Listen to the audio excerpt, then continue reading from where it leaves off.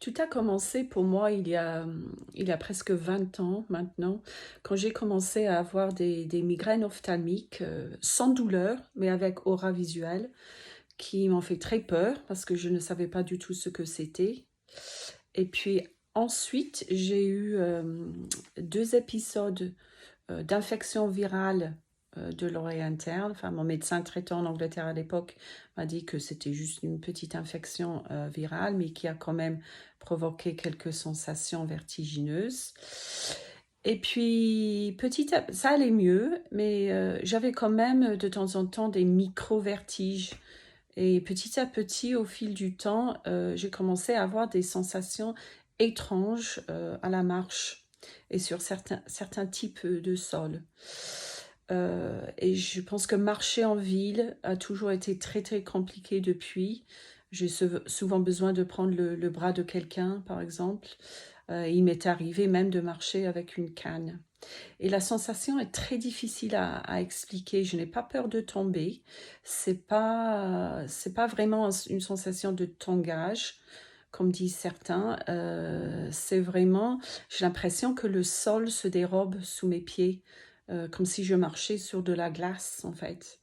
J'ai perdu toute confiance, le simple fait de marcher en ville, dans la rue. Et j'ai cette appréhension de l'arrivée de ces micro-vertiges à n'importe quel moment, qui est toujours présente. Donc j'évite par exemple la conduite sur l'autoroute.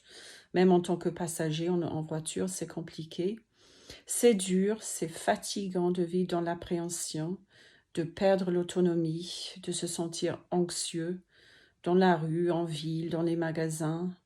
J'ai dû quitter mon travail parce que en tant que formatrice, parce que ça demandait pas mal de déplacements. Donc 20 ans d'errance quand même presque, où je me suis sentie folle, pas comprise, pas écoutée. Même la famille et les amis avaient du mal à comprendre. Et heureusement, en 2021, je me suis déplacée hors département afin de consulter un ORL spécialisé en vertige à l'hôpital européen de Marseille.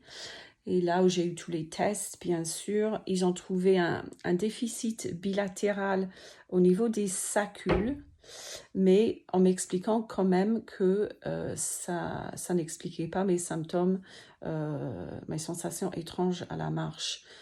Donc c'est là où pour la première fois on a évoqué un diagnostic d'un PPPD. Ça m'arrange, le nom était en anglais.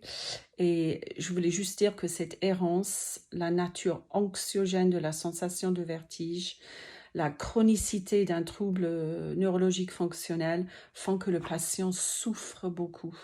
Et comprendre ce que c'est est énorme. Merci.